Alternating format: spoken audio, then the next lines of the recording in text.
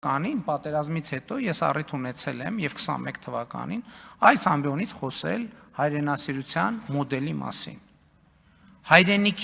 Հայրենասիրության այն մոդելը, որով մենք ապրել ենք խորհրդային միությունում երկրորդ աշխարհամարտից հետո եւ երրորդ հանրապետությունում հիմնականում, հայրենասիրության այդ մոդելի հեղինակը Ստալինն է։ Դա ընդհանրապես որևէ կապ չունի մեզ հետ։ Ես ելի ինչքան էլ դժվար է, ես ուժ եմ ունեցել այդ հարցը բարձրաձայնել, որ մենք այնուամենայնիվ մեզ հարց պետքա տանք,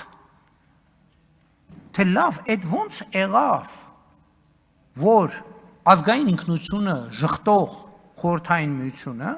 մեկ էլ երկրորդ աշխարհամարտից հետո սկսեց մեզ ազգային ինքնություն գծագրել մեզ համար։ Դա երկու պատճառով է տեղի ունեցել։ Պատճառ համար 1,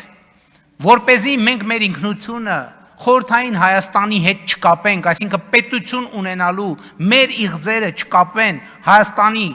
թեկուզ խորհրդային հանրապետության հետ եւ այսպիսով խորհրդային միության ամբողջականությունը կասկածի տակ չդրվի, այլ այդ նկարտումները եւ ձգտումները արտահանվեն եւ երկրորդն էլ, ինչպես այն ժամանակ մեր նկարտումները, գերտերությունները իրենց նպատակներով օգտագործելու հնարավորություն ունենան։